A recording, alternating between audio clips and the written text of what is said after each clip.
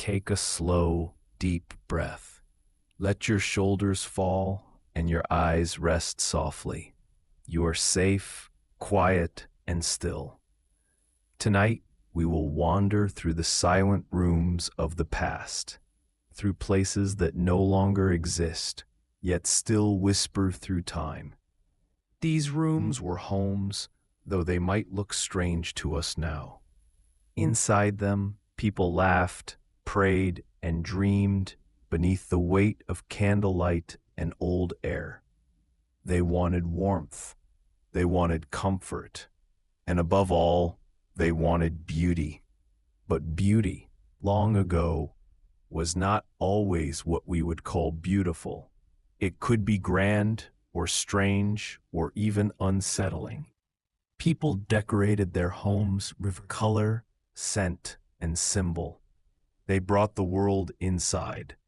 Birds and flowers, stones and spirits, gods and ghosts. Every room said something about the soul who lived there.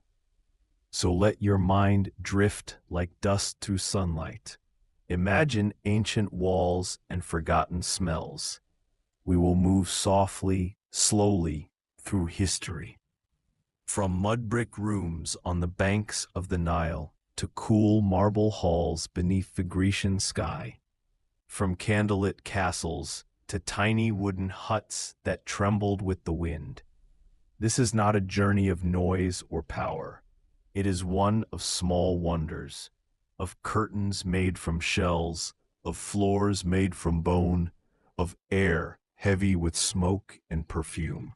And with each step, we come closer to the quiet heartbeat of the human wish, to make our homes feel alive. Section 1. The Painted Souls of Ancient Egypt. Our story begins in ancient Egypt, where the sunlight burned so brightly that even the inside of a home needed a touch of the divine. Imagine a narrow doorway made of smooth mud brick, a floor swept clean with a bundle of reeds, and air thick with the warm scent of oil and earth. Inside, the walls are not bare. They are alive with color, painted scenes of gods and families, of harvests and journeys, of life and death. Every stroke of paint is more than decoration. It is a prayer. Egyptians believed that what they painted could last forever, not only on the wall, but in the world beyond. A picture of a loaf of bread might feed the soul in the afterlife. A drawing of a servant might serve the spirit long after death. So even in humble homes, people brushed color where they could, using crushed minerals mixed with gum and water. Red ochre for power, blue for eternity, green for rebirth. Wealthier homes had full murals, entire walls telling the story of the family. They showed mothers grinding grain, children playing, and husbands working in the fields. Sometimes they showed gods watching over them. Ra, the sun, spreading his golden rays. Isis, the mother, lifting her wings to protect the house. The paint shimmered faintly in the flicker of oil lamps. When the lamps moved, it seemed as though the gods themselves breathed. Ceilings, too, were decorated, a detail easy to forget. Many were painted the deep blue of the night sky, dotted with tiny gold stars made from crushed stone. When night came, the stars reflected the faint flame of the lamp and sparkled gently, as though the heavens had bent low to keep watch. People slept beneath them and dreamed of eternity. In one corner of a wealthy Egyptian home, there might have been a small shrine. It was often painted directly on the wall, framed by 2 tall lilies or papyrus stalks. The family would leave small offerings there, a piece of bread, a cup of wine, a few drops of perfumed oil. Sometimes they even drew false doors, magical gateways for the spirits of ancestors to pass through and bless the house. Guests walking in might not even realize that the door they saw was only paint, but to the family, it was real. Smell was also decoration. The Egyptians were masters of perfume. They burned incense made from myrrh, cinnamon, and resin gathered from distant lands. The smoke drifted lazily through the room, coating the painted walls in a thin, shimmering film. It gave the colors depth. It made the house smell like worship, and it kept away insects, which they believed were tiny messengers of chaos. Even furniture was painted. Wood was rare and valuable, so people used it carefully, and then covered it with decoration. A chest might be painted with protective eyes or zigzag patterns meant to confuse evil spirits. A simple stool could be bright red or striped like a tiger. Children's cradles sometimes had carved figures at the head, shaped like gods who would guard their dreams. For the very rich, floors were decorated too. Some had intricate tiles or smooth plaster inlaid with colored stones. Others had reed mats woven with patterns that looked like water, wind, or fields. Even when someone could not afford color, they still found beauty in shape and line. They smoothed the edges of walls with care. They polished the floor with river sand until it shone softly in the light. At night, when the house was quiet, the painted gods looked down in silence. The flickering lamp flame trembled over the faces of the ancestors painted on the wall. The air smelled faintly of smoke and lotus oil, and if one listened closely, one might hear the small crackle of drying paint, as if the walls themselves whispered stories of those who once lived within them. It is strange to think that those rooms still exist, buried deep in sand and shadow. Thousands of years later, their colors are still there, faded, yes, but still bright enough to tell us that someone once cared deeply about how their world looked. They didn't decorate for others to see. They decorated to bring peace to their own souls. Section 2. Colors, Altars, and Perfumed Rooms of Ancient Greece. Let us now leave the golden sands of Egypt behind and travel across the sea to Greece, where the light is softer and the air smells of salt and olive trees. The homes here were different. They were built not from sun-baked mud brick, but from pale stone and cool clay. Their walls rose close together along narrow, winding streets. From the outside, they looked plain, almost simple, whitewashed, with small wooden doors and shuttered windows. But step inside and another world appears. The Greeks believed that beauty was harmony, the balance between form and spirit. So their homes were calm places, ordered and thoughtful. In the center of the house was the courtyard, open to the sky. This was the heart of every home. Sunlight fell softly on the stone floor, where a small pool of water sometimes shimmered. It reflected the blue of the sky, the white of the walls, and the green of the ivy that hung down from clay pots. Around this open space were the living rooms, the sleeping rooms, and small private chambers where women spun wool and talked quietly. The floors were smooth, made of packed earth or mosaic. The mosaics were not as grand as those later seen in Roman villas, but they were careful and meaningful. Pebbles arranged into shapes of dolphins, birds, or gentle waves. Each one felt like a piece of the sea had been carried home. On the walls, the Greeks often painted faint designs, not bright scenes like the Egyptians, but soft, geometric patterns or stylized flowers. Sometimes they hung garlands of real flowers, which dried slowly and perfumed the air. The smell was light, a mix of myrtle and rose, mixed with the faint smoke of oil lamps. And though the colors were gentle, the Greeks loved them deeply.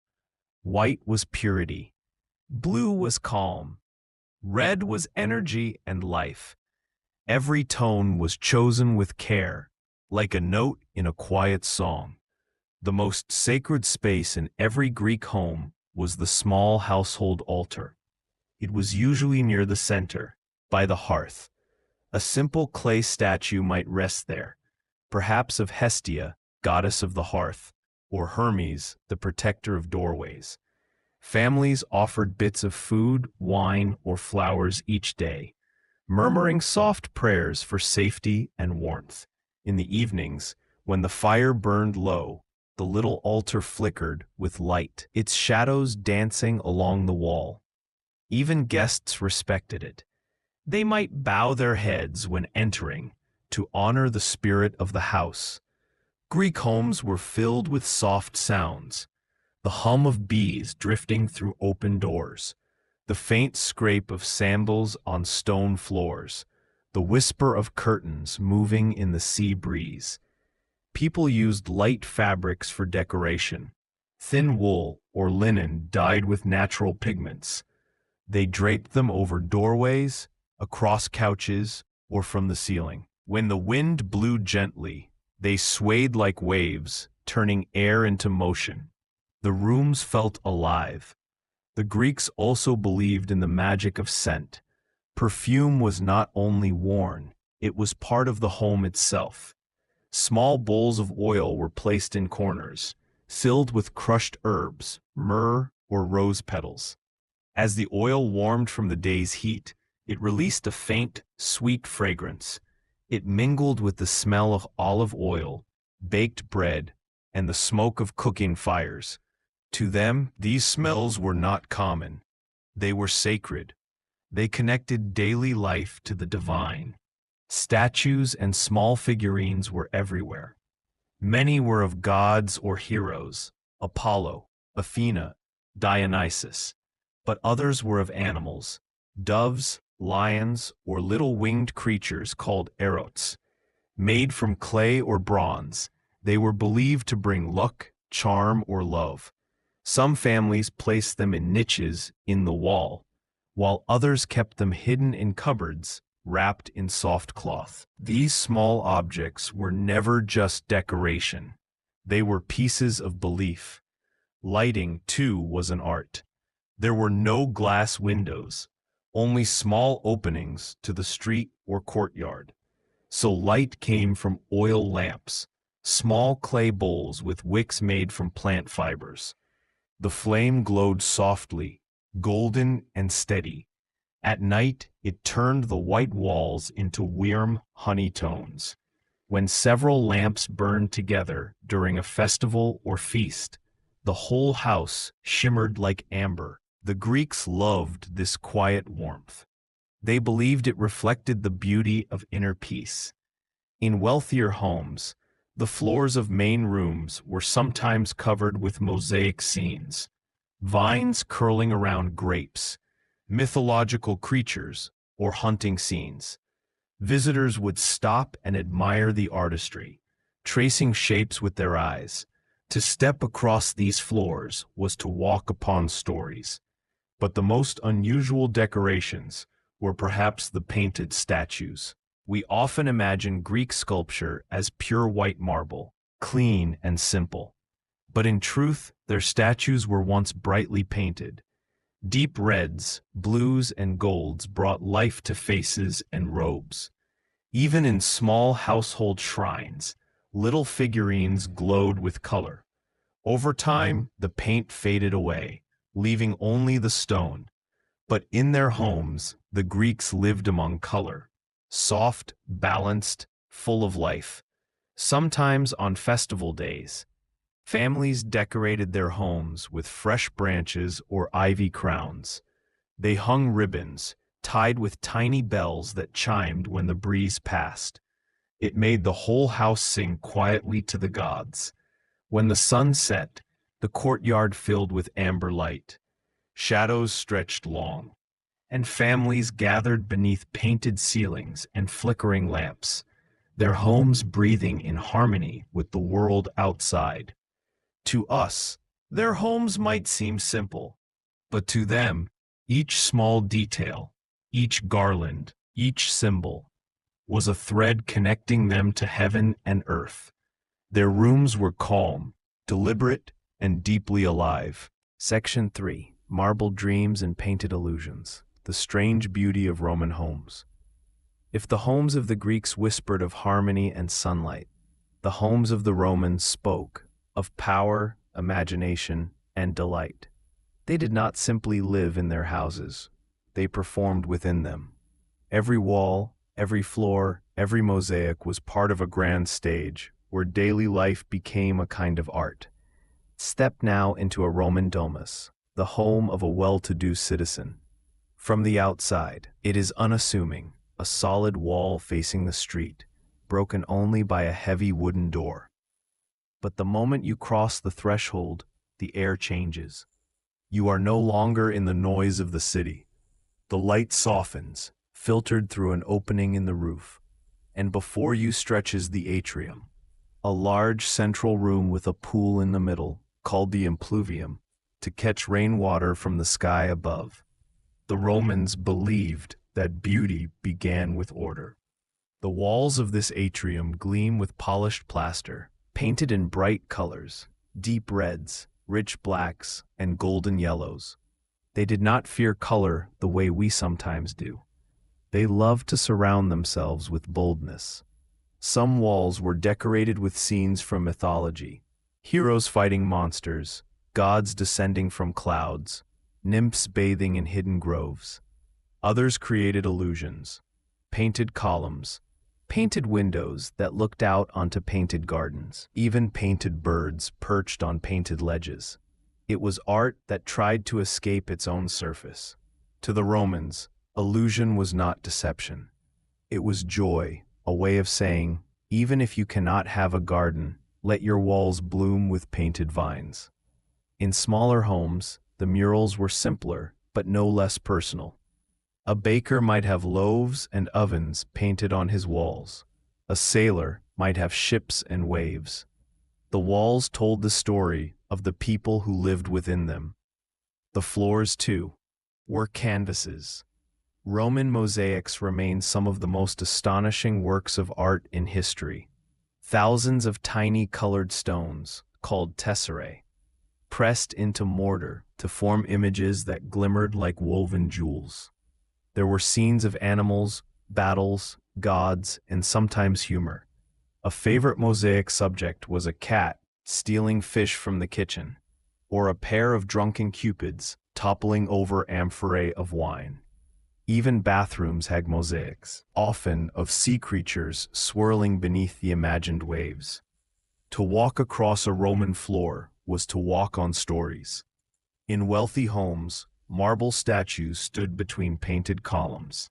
They gleamed softly in the lamplight, cool and eternal. Some were copies of Greek masterpieces. Others were portraits of the family's ancestors. These statues were not just decoration, they were presence.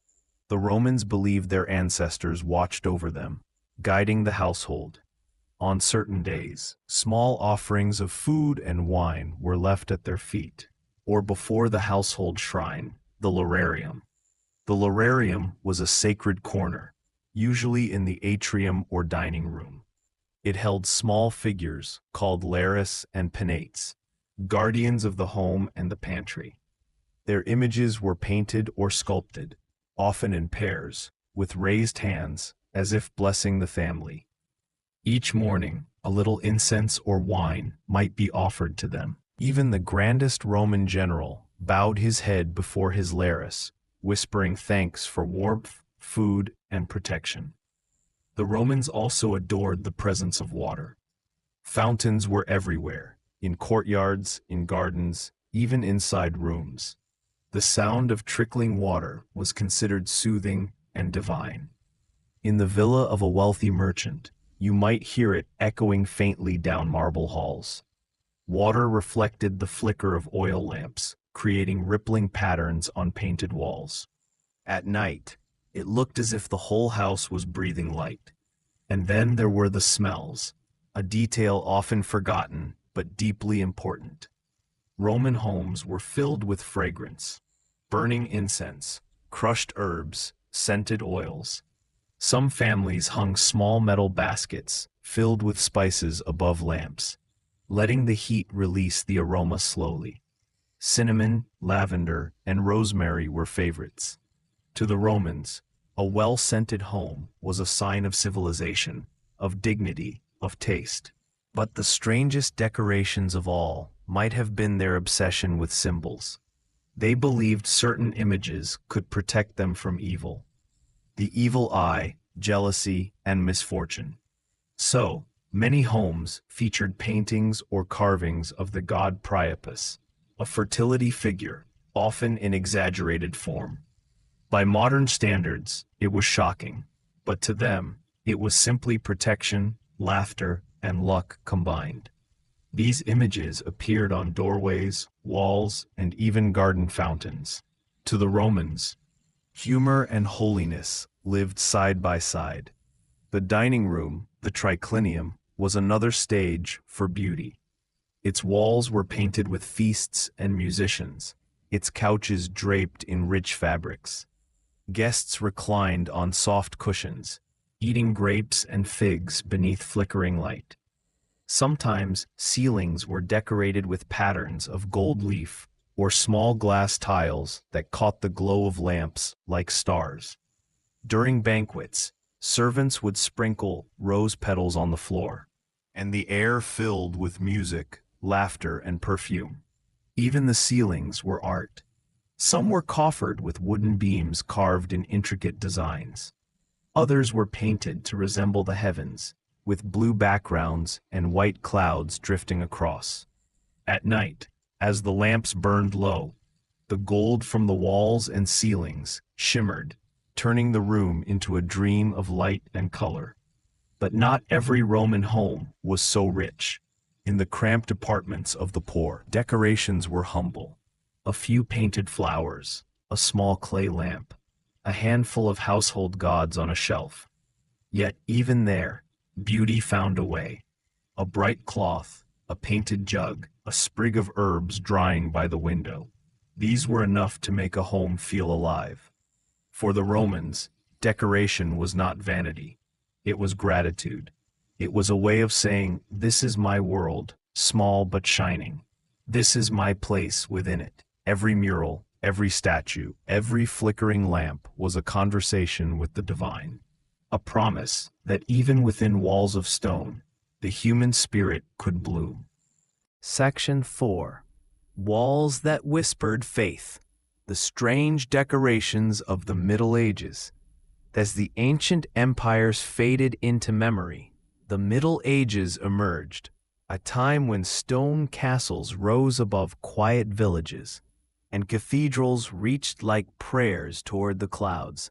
The art of decoration changed, but the desire behind it remained the same: to turn the spaces people lived in into reflections of the soul. Where Romans painted gods and myths, medieval people carved angels, saints, beasts, and symbols. And through these carvings they told their stories, strange, beautiful, and sometimes unsettling ones. Imagine walking into a medieval castle. The air is cool and faintly smoky from torches flickering in iron sconces. Your boots echo on stone floors, and the walls are covered not in paintings, but in tapestries, enormous woven pictures that hung like soft walls within walls. They served a practical purpose, keeping warmth in and drafts out, but they also served as the medieval imagination's grandest canvas. Scenes of knights, unicorns, and battles covered the fabric, woven from dyed wool, silk, and even gold thread. Some tapestries told biblical stories, others showed hunting scenes or legendary beasts. In noble homes, one might see a tapestry of a lady taming a lion or playing music for a unicorn, symbols of purity and grace. Each detail was a code. To those who knew how to read it, the tapestries were not mere decoration, but philosophy woven into thread. The unicorn represented the soul, the lion, courage, the lady, the Virgin Mary.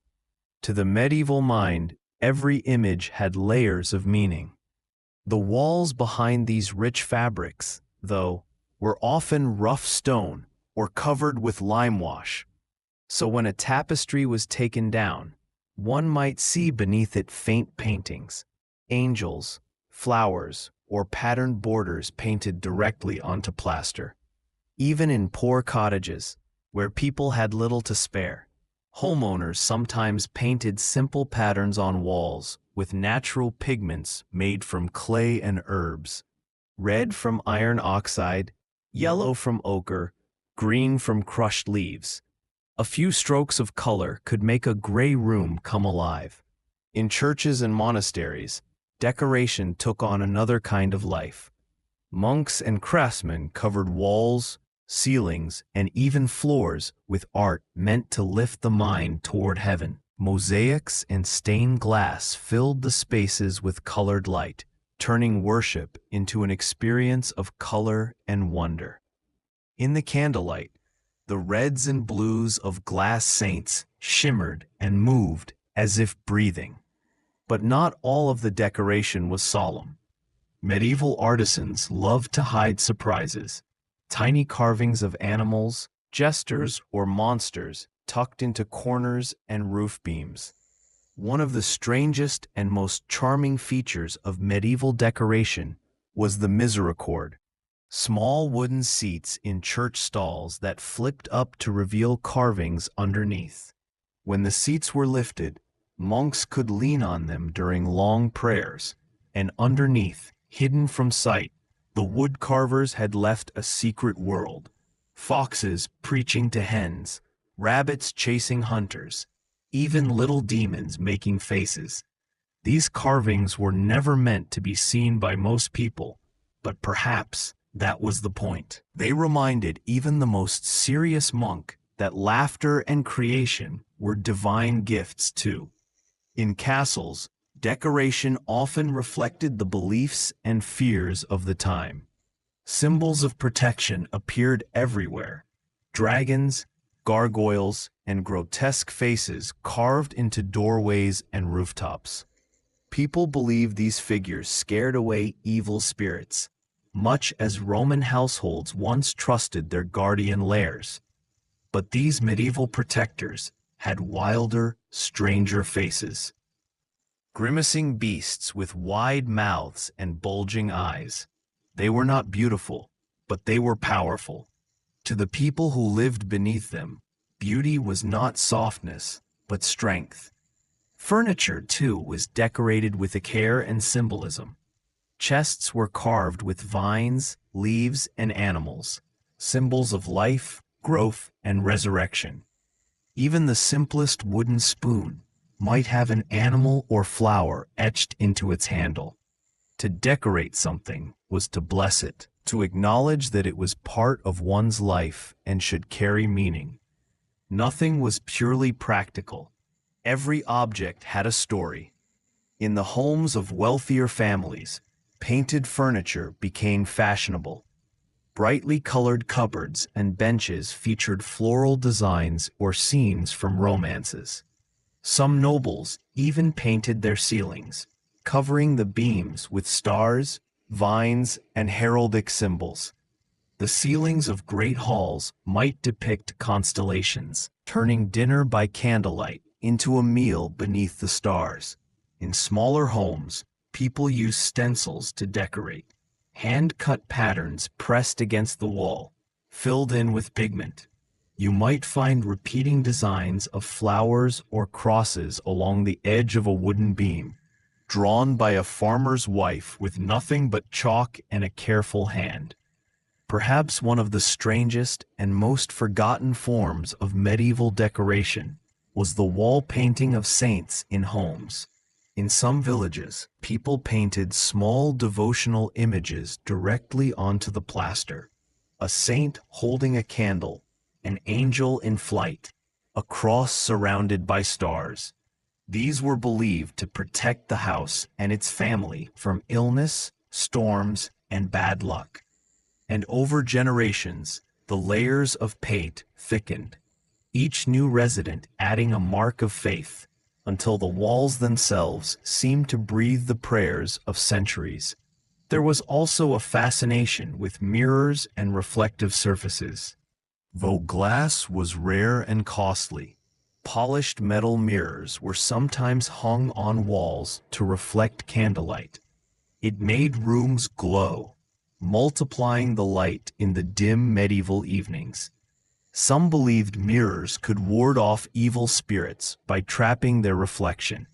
Others saw them as symbols of the soul, capable of revealing truth or vanity, depending on who looked. The medieval world loved opposites, light and darkness, faith and folly, sacred and strange. Their decorations reflected that, equal parts devotion and imagination. Every carved dragon and embroidered saint carried a whisper of mystery. And while the Romans had built their beauty from order and illusion, the medievals built theirs from symbolism and story. Their walls did not only hold homes together, they held entire worlds of belief. When night fell and the last candle was snuffed out, the stone walls of a medieval room still seemed alive, their painted saints faintly visible, their carved creatures half smiling in the dark. It was as if the stories they carried lingered there, softly glowing beneath the weight of centuries. Section 5. The Renaissance Home, where beauty met curiosity. As the Middle Ages slowly loosened their shadowed grip on Europe, a new light began to rise, soft at first, then brilliant. The Renaissance, the Great Rebirth, began not only in the studios of painters and scholars, but in the homes of those who believed beauty and thought could coexist. Decoration changed from an act of devotion to an expression of wonder, the rediscovery of the world, the body, and the mind. Walk into a Renaissance home in Florence or Venice around the 15th century.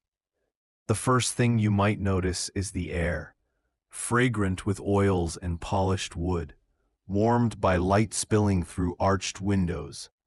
Where once thick tapestries muffled the cold, now walls gleamed with frescoes, vast paintings that turned entire rooms into living art. The plaster, still wet as pigment touched it, absorbed the color like memory. Scenes of myth and philosophy danced along walls. Venus rising from the sea, Apollo playing his lyre, Mercury soaring on winged feet. For the first time in centuries, mortals, not just saints, were worthy of beauty. In the homes of the wealthy, the ceilings were painted too, with cherubs tumbling through clouds and trompe-l'oeil architecture, illusions that made a small room feel infinite. Perspective, newly rediscovered from ancient texts, was used like magic. Columns that weren't there appeared to rise into the heavens, and distant landscapes seemed to open through imagined windows. To live in such a space was to live inside a painting, surrounded by the brilliance of human imagination. But beauty was not enough on its own. The Renaissance spirit was one of curiosity, a hunger to understand the world's mysteries through art and science alike. And so homes filled with strange and wondrous decorations, globes and astrolabes, mineral collections, shells and coral from distant shores, feathers of exotic birds. The rooms of scholars and nobles alike became cabinets of curiosity, small private museums that blurred the line between science and magic. To a visitor, They might look chaotic. Jars of preserved creatures, ancient coins, bones, fossils, and painted maps. But to their owners, they were symbols of discovery, of mankind's place in a universe that had suddenly become vast again. One of the strangest and most fascinating decorative practices of this era was the use of grotesques. Inspired by the ruins of Nero's buried palace, the Domus Aurea, artists uncovered ancient frescoes depicting fantastical creatures, half human, half plant, half imagined. These hybrid beings crept across ceilings and walls, tangled in vines and scrolls. They were called grotesche, after the Italian word for caves, because they were first found underground. Soon, these bizarre and playful designs became fashionable across Europe. To decorate with grotesques was to whisper to guests that you were not afraid of the strange, that you understood beauty could be wild too. Furniture during the Renaissance also became art. Chairs, chests, and cabinets were no longer mere utility. They were carved, gilded, and painted to tell stories. Cabinets often bore scenes from mythology, inlaid with ivory and mother-of-pearl. A simple drawer might hide a secret compartment. A chest might double as a miniature stage for showing off prized relics. The act of opening a cabinet became a kind of ritual, revealing layers of wonder, knowledge, and craftsmanship. And then there was the matter of the floor. Unlike the rush-covered planks of medieval cottages, Renaissance floors were deliberate, geometric, and gleaming. In Italy, patterned tiles of marble or terracotta created intricate mosaics underfoot. Each shape, circle, square, spiral, held symbolic meaning. The circle for eternity, the square for reason, the spiral for divine motion. To walk across such floors was to tread lightly over philosophy itself. Even light became decoration. Mirrors, once rare, multiplied, literally. Venetian glassmakers perfected the art of the mirror, and their shimmering surfaces became prized possessions. Placed near windows, they amplified sunlight. Placed near candles, they created halos of reflection. In an age obsessed with perspective, mirrors were more than adornment. They were metaphors. They reminded people of self-awareness, of seeing the world not as it is, but as it could be seen through human perception. In more modest homes, Renaissance decoration still found a voice. Walls might be whitewashed, but above the hearth, families painted symbols of prosperity, a sheaf of wheat, a dove, or a pair of clasped hands. Even with limited means, people began to see their homes as spaces worthy of beauty. Color palettes shifted from the heavy reds and browns of the Middle Ages to brighter hues, pale blues, golds, and soft greens. Light mattered now. The darkness that once defined comfort gave way to the sunlit celebration of the human world. The Renaissance home also reflected a new idea: privacy. Before, homes were communal, shared spaces. Now, there were studies, bedchambers, and galleries, each decorated according to its mood. A study might be lined with books, manuscripts, and instruments of learning. A bedchamber might hold paintings of love and fertility. A gallery displayed portraits of ancestors and mythic heroes.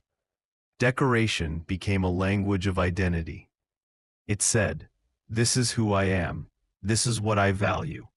Of course, not all of it was purely aesthetic.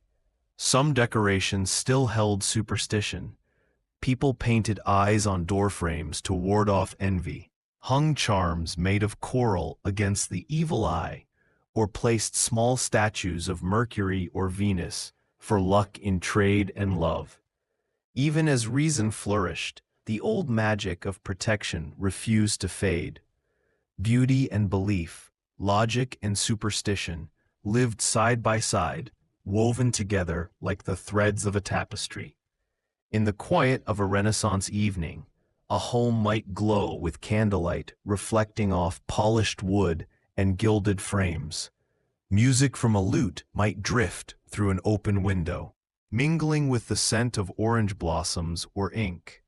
Each wall, each object told a story of discovery, of art, of the endless human longing to make meaning visible. Decoration was no longer just comfort or display. It was a celebration of life, intellect, and the mysterious joy of seeing beauty in the everyday. Section 6. The Baroque Home, living in a theater of gold and shadows. The 17th century dawned in a blaze of contradictions. Across Europe, kings built palaces that scraped the sky. Churches glittered with gold leaf, and the wealthy discovered a new obsession: to astonish. This was the Baroque age, where decoration was no longer content to merely please the eye. It had to overwhelm it. Every room, every ceiling, every object was designed to evoke awe, to make a person feel small, humbled, and thrilled in the same breath. Step into a Baroque home, and the first thing you'd feel wasn't comfort. It was drama. The walls themselves seemed to move. Heavy damask curtains rippled like velvet waterfalls, their folds deep and alive. Gilded cherubs peeked from the corners, laughing in perpetual mischief. Above you, painted ceilings broke open to reveal heavenly visions, saints soaring, clouds swirling, and divine light pouring through an illusion of sky. It was as though the roof had dissolved and heaven had leaned down to watch you dine. The Baroque ideal was motion. Nothing stood still. Lines curved, spiraled, and collided. Symmetry was replaced with rhythm, form with feeling. Even the furniture seemed to breathe. Chairs with twisted legs, cabinets carved like living vines, mirrors framed with wings, shells, and faces frozen mid-expression. To live inside a Baroque home was to exist within a perpetual performance, where every candle flicker became part of the set design. And yet, for all its grandeur, Baroque decoration was not just vanity. It was a mirror of power, of monarchs, merchants, and the church.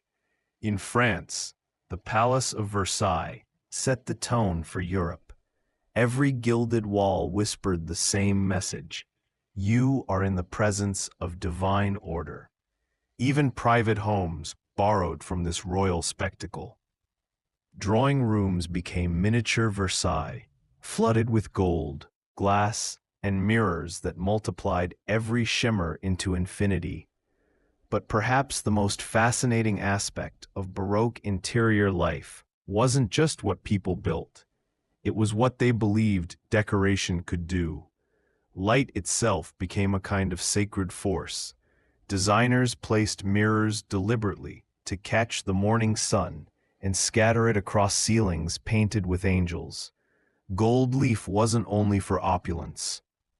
It symbolized the light of heaven. To live in a Baroque room was to live inside a sermon made of color and reflection. There was something deeply psychological about these homes, too. They blurred the line between reality and illusion, an aesthetic of deception. Painters perfected trompe-l'oeil murals, creating windows where none existed, balconies opening onto imagined gardens, and columns that climbed forever into make-believe domes. Visitors often felt disoriented, as if they were walking through a dream or stepping onto a stage where reality was constantly shifting. That was the point. The Baroque world was obsessed with the senses and with controlling them. While aristocrats bathed in gold and silk, the middle classes found their own versions of Baroque splendor. They couldn't afford marble halls, but they painted wooden furniture to imitate it. They used embossed leather wallpaper to mimic carved paneling and decorated their mantels with porcelain figurines or miniature busts of Roman emperors. Even a single gilded frame could make a modest parlor feel like a gallery. For the first time, art and ornament became democratized, symbols of taste, not just wealth. And yet, amid this celebration of extravagance, a quieter strangeness emerged. Baroque people loved curiosities, objects that blurred nature and artifice. In drawing rooms and studies, you'd find cabinets displaying memento mori, skulls, hourglasses, dried flowers, gentle reminders of mortality nestled beside luxurious silks and pearls. To them, beauty and death were not opposites, but reflections of each other. A perfect pearl beside a skull was not macabre. It was truth, that life's shimmer exists only because it fades. Music played a vital role in this decorative world. The home wasn't only visual, it was auditory. Lutes, harpsichords, and violins filled candlelit rooms, echoing off marble and gold. Sound itself was an ornament structured like architecture, rising, falling, spiraling. Even silence was used deliberately, a pause before a note, like a blank wall before a fresco. A Baroque home was a symphony of the senses. Perfume, too, was part of the decor. Homes smelled like blooming gardens or spiced markets. Lavender sachets were tucked into drapes, cinnamon burned in bowls, rosewater sprinkled on linens. Some noble families even perfumed the air by heating scented oils beneath their candle holders, so the light literally carried fragrance with it. In this world, beauty wasn't just seen, it was touched, inhaled, heard. But perhaps the most haunting element of Baroque design was its fascination with illusion of eternity. Every curve, every gilded swirl pointed upward, toward heaven, or perhaps toward the unknowable. Mirrors reflected mirrors until the viewer vanished in a cascade of light. This was not accidental. It symbolized man's longing to reach beyond the tangible, to see himself as part of something infinite, divine, and unreachable. For all its decadence, the Baroque home wasn't only an indulgence of wealth, it was a philosophy, translated into architecture and art, that beauty could move the soul, that light could teach faith, that the home itself could become a prayer. It was emotional grandeur disguised as decoration, and while we now see it as ornate, even excessive, to those who lived within it, it was the embodiment of harmony, a carefully orchestrated chaos where art and faith collided in gold. In the soft flicker of evening candles, when light pooled across mirrors and ceiling frescoes seemed to stir, the Baroque home became something living. It breathed through its carvings, whispered through its draperies, sang through the faint hum of string instruments in another room. It wasn't just a place to live. It was an experience, a world designed not to be practical, but unforgettable. Section 7. The Rococo Dream. Soft Colors and Secret Messages. By the early 18th century, Europe began to breathe differently. The heavy golds and grand illusions of the Baroque world softened. The light that once poured through churches now filtered through powder blue drawing rooms and pale pink boudoirs. This was the age of Rococo, born in France and spreading across Europe like the gentle brush of a pastel sky, where Baroque sought to overwhelm, Rococo sought to charm. Homes became lighter, more human, more filled with whisper than thunder. A Rococo room felt like a sigh of luxury rather than a shout of it. Walls no longer carried solemn frescoes of saints or swirling storms of gods. Instead, they blossomed with playful cherubs, blooming flowers, and delicate shells curling like laughter in paint. The palette changed: ivory, pale blue, soft peach, mint green, and faint gold, as if the entire world had turned to spun sugar and sunlight. Even the air seemed to shimmer differently. Light danced through tall windows, glinting off crystal chandeliers, bouncing gently from one pastel wall to the next. Rococo design adored asymmetry, a kind of graceful imperfection. Curves no longer followed rules, but emotions. Carvings twisted playfully, furniture seemed to float, and ceilings curved like ripples on water. Everything felt alive, but not in the grand way of the Baroque. This was life as art, delicate and intimate. Even the smallest ornament, a porcelain bird, a gilded mirror, a ribbon carved into a chair leg, carried softness. It was beauty meant for private delight, not for public awe. And this was perhaps the most fascinating thing about the Rococo home. It wasn't built for kings or priests, but for conversation. In the age of salons, people gathered not to pray or proclaim, but to talk about poetry, art, love, and thought. Homes reflected this new rhythm of living.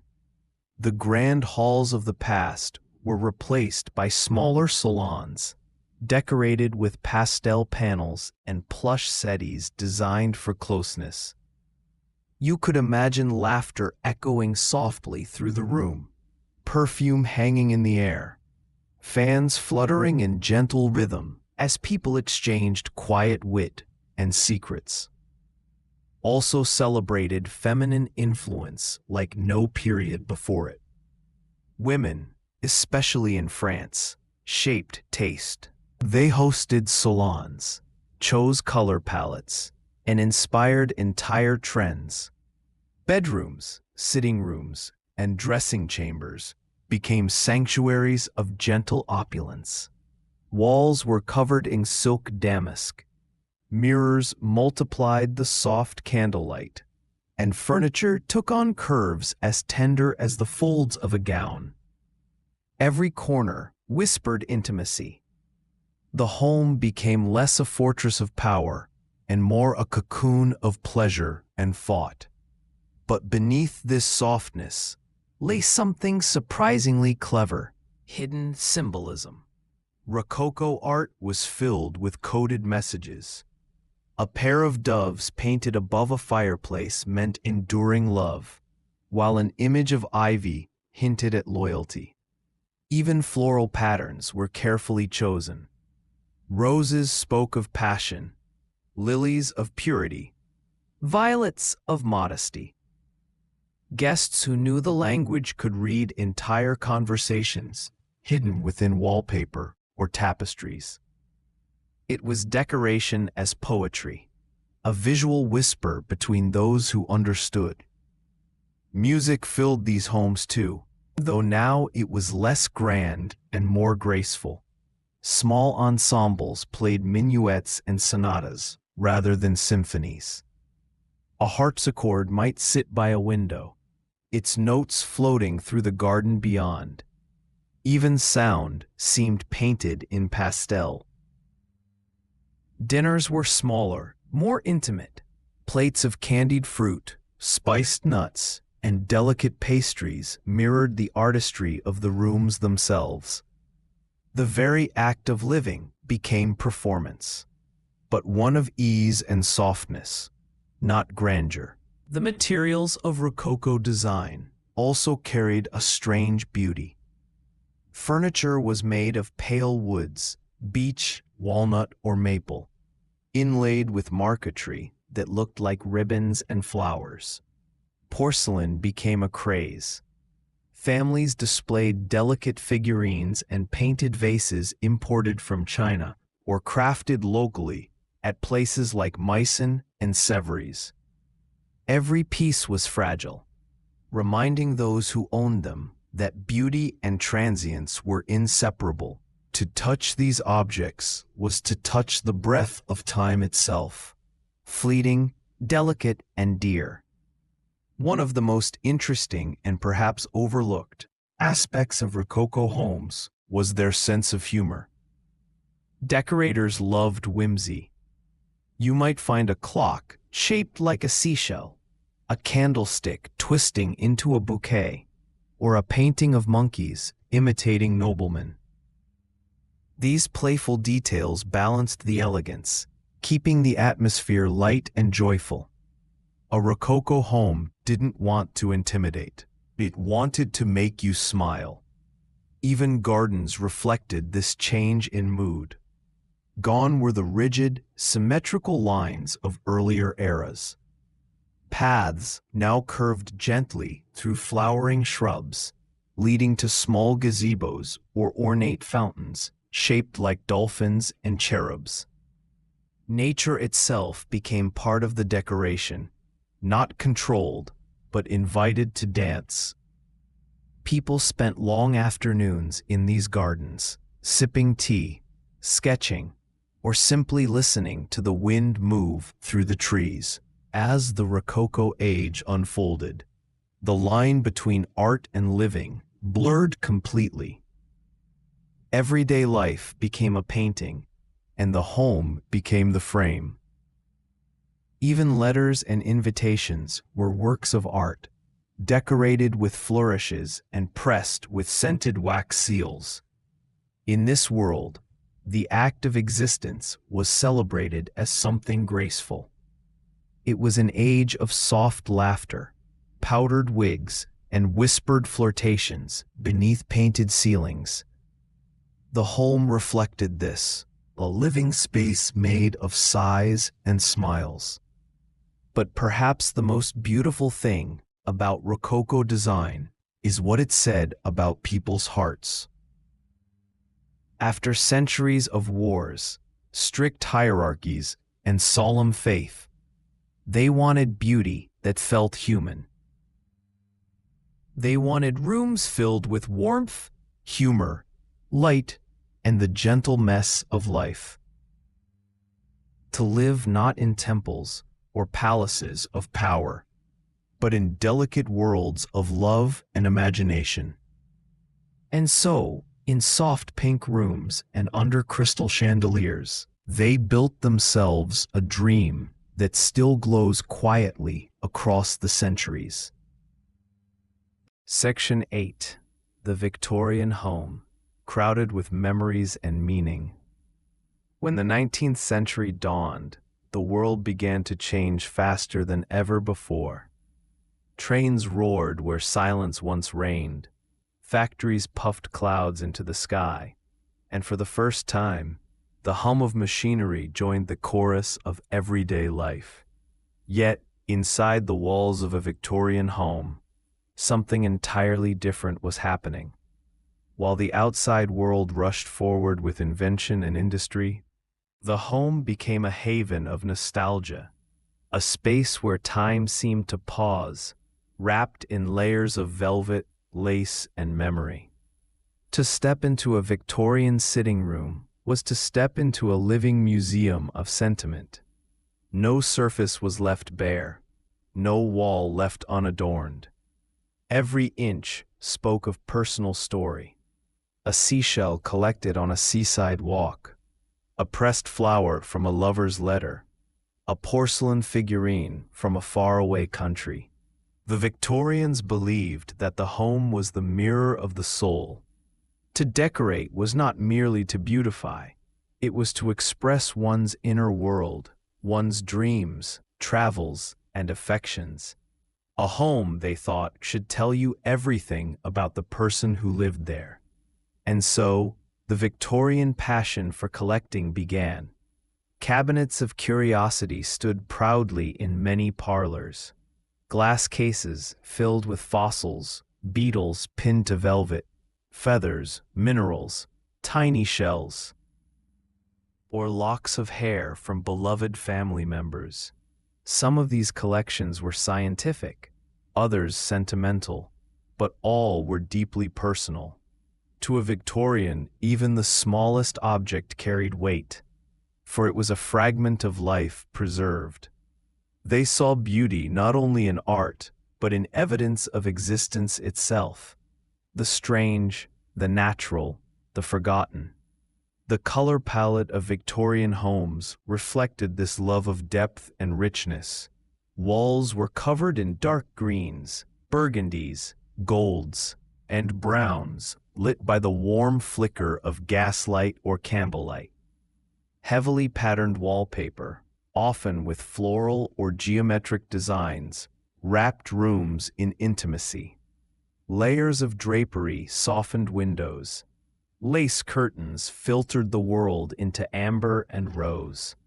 Every corner felt like a cocoon, private and protective, the perfect refuge from the industrial chaos outside. Furniture grew heavier, more intricate, and filled with carving and curve. Mahogany tables gleamed beneath embroidered tablecloths. Upholstered chairs were covered in damask or velvet, sometimes in deep jewel tones. On every surface sat objects: porcelain dogs, gilded photo frames, letterboxes, vases, and candles. A Victorian room could seem crowded, yet it was a deliberate kind of abundance, each layer an emotional echo. It was a world made of reminders. Even the walls were storytelling. Portraits of ancestors hung beside landscapes and allegorical paintings. Many homes displayed family photographs, a relatively new invention, framed with care and placed where the living could look into the eyes of the departed. This fascination with memory extended into mourning traditions too. After the death of a loved one, rooms might be draped in black, mirrors covered, and jewelry made from woven hair, not in morbidity, but in devotion. For the Victorians, memory was sacred, and the home was its shrine. The fireplace remained the heart of the house, the center of warmth, both physical and emotional.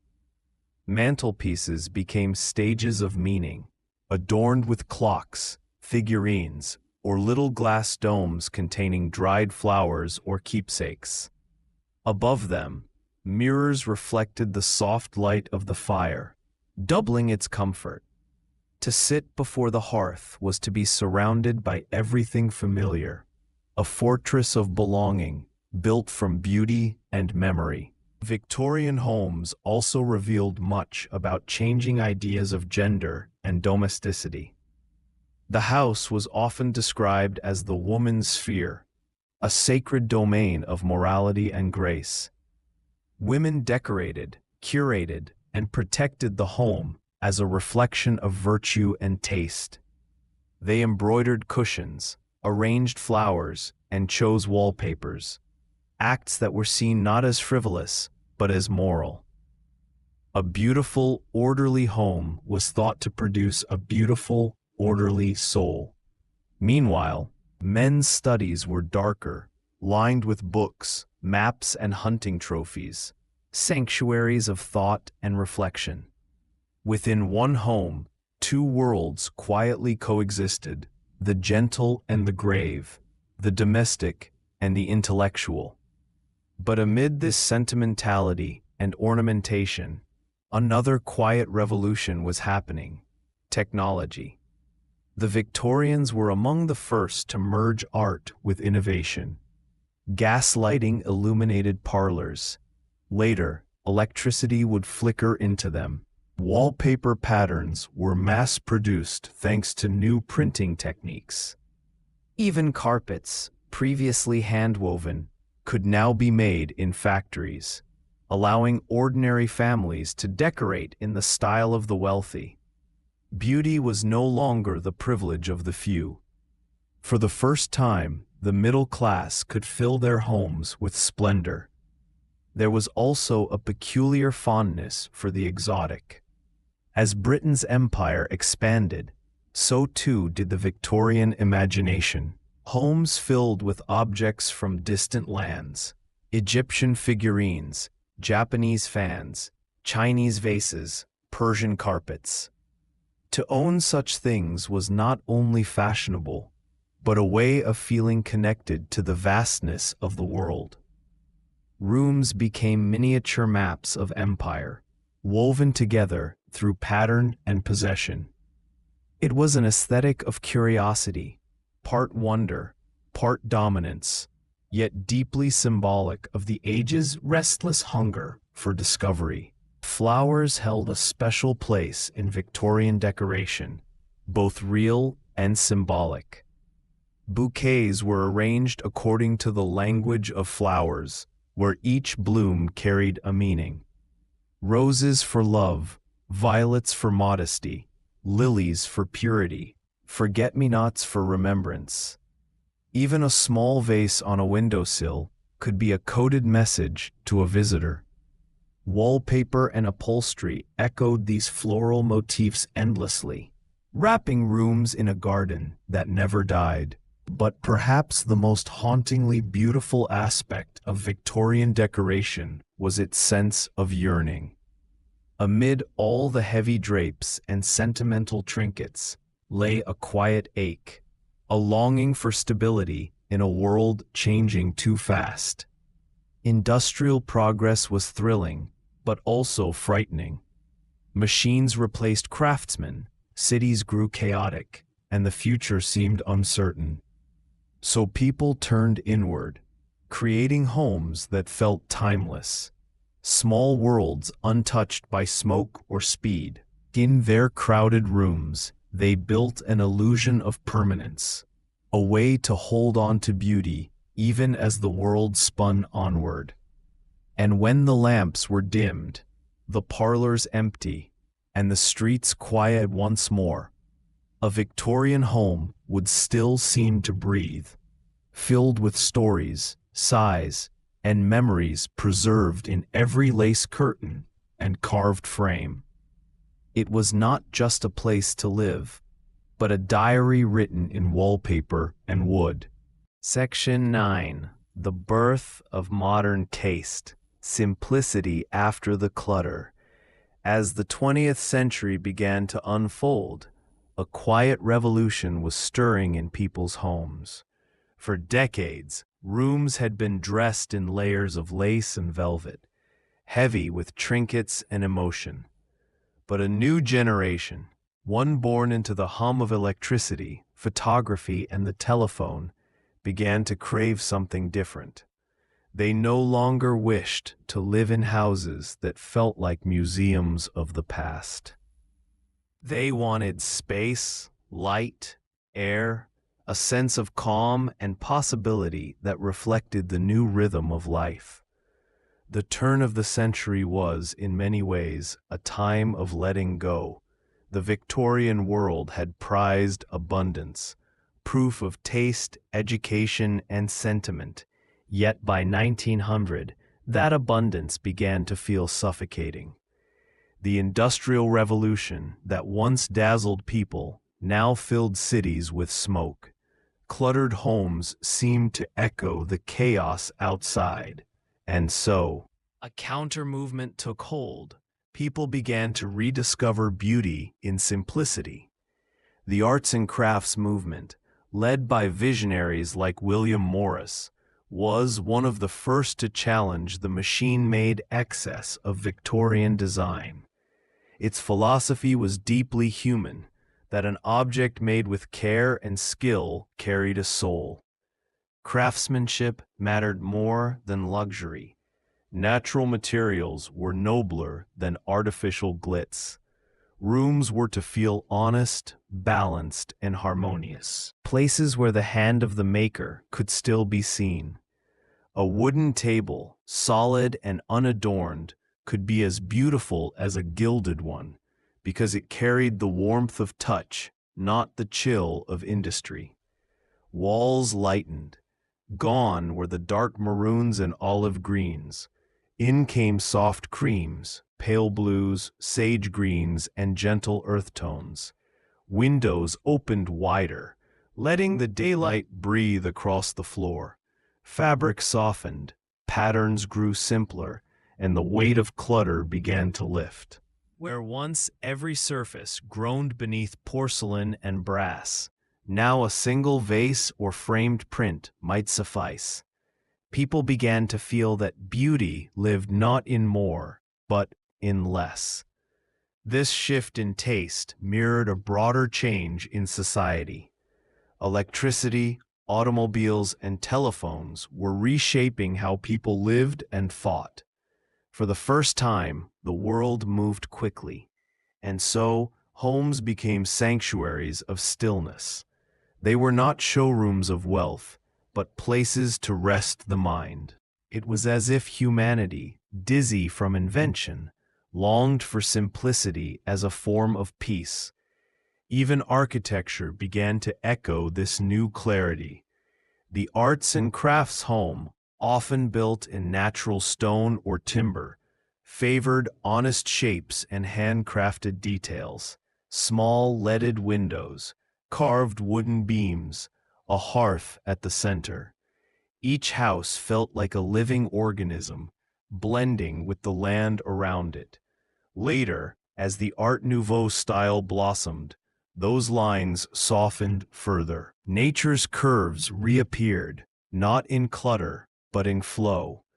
Designs inspired by vines, flowers, and waves crept into furniture and glasswork, elegant yet restrained. The most famous homes of this period didn't scream for attention, they whispered.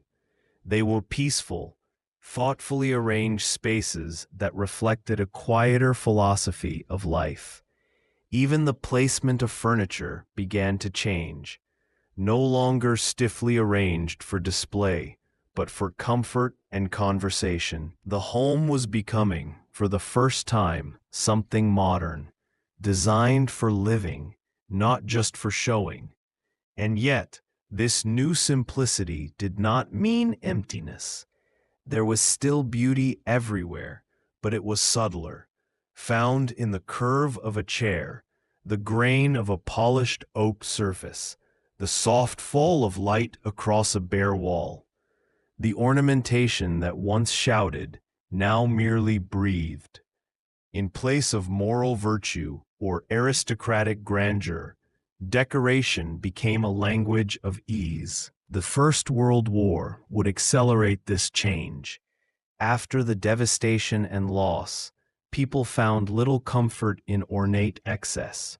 Austerity became a virtue, and modesty a kind of grace. In the 1920s, new materials, steel, glass, concrete, reshaped both cities and homes. The Art Deco movement arrived soon after, bringing glamour back, but in an entirely different way. Geometric, sleek, modern. Mirrors replaced paintings, chrome replaced brass, and symmetry became the new order of beauty. The modern home, with its clean lines and calm proportions, was a product of both hope and healing. People wanted to feel that life could begin anew, that simplicity could be strength, not loss. They filled their rooms, not with cluttered symbols of memory, but with light, music, and movement. The radio sat where the old mantel clock once did. Flowers were placed in glass vases rather than porcelain urns. The hearth, though less central, was replaced by the warmth of light, the soft hum of electricity illuminating the evening. Yet, despite all these transformations, the heart of the home remained the same. It was still a place where people sought to create meaning, to gather, to reflect, to belong. Only now, meaning was no longer expressed through abundance, but through harmony. Even an empty space could feel beautiful if it was filled with quiet intention. And beneath the gleaming surfaces of the modern world, a deep truth persisted. People still needed to feel connected, to the earth, to each other, to something enduring. The simplicity of early 20th century homes was not cold minimalism, but a kind of spiritual clarity. It reflected the idea that beauty was not about possession, but perception. A single beam of morning light falling across a bare table could now say as much as a roomful of portraits once did.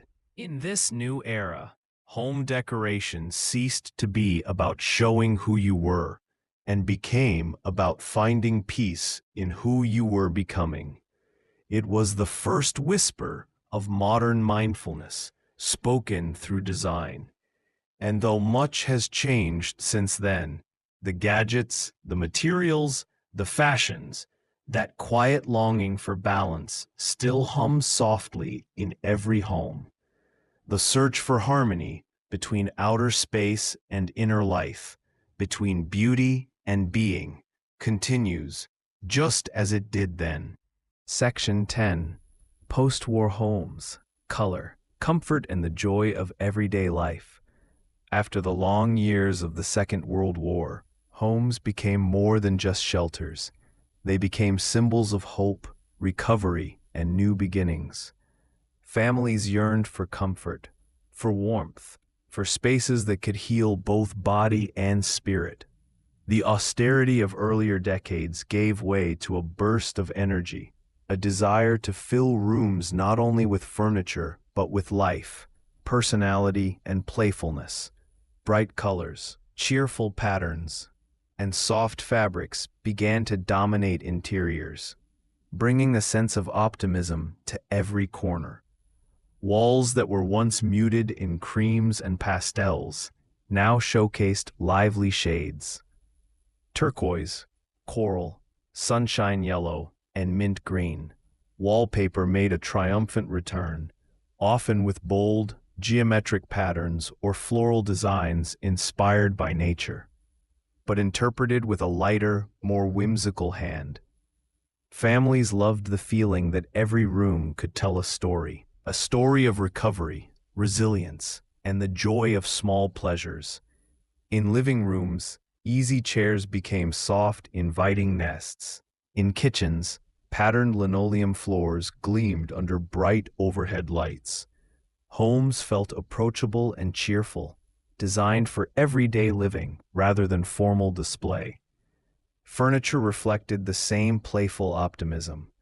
Sofas and chairs were cushioned and comfortable, often covered in colorful fabrics with patterns that lifted the spirit. Coffee tables and sideboards became less about formal presentation and more about utility. Yet they often carried whimsical touches, a curved leg, a patterned surface, or a clever storage solution. The mid-century modern movement, emerging in the 1940s and 1950s, celebrated simple, functional shapes, but embraced materials like teak, walnut, and chrome to bring elegance into everyday life. Even in minimalist lines, there was warmth, and even in practicality, there was beauty.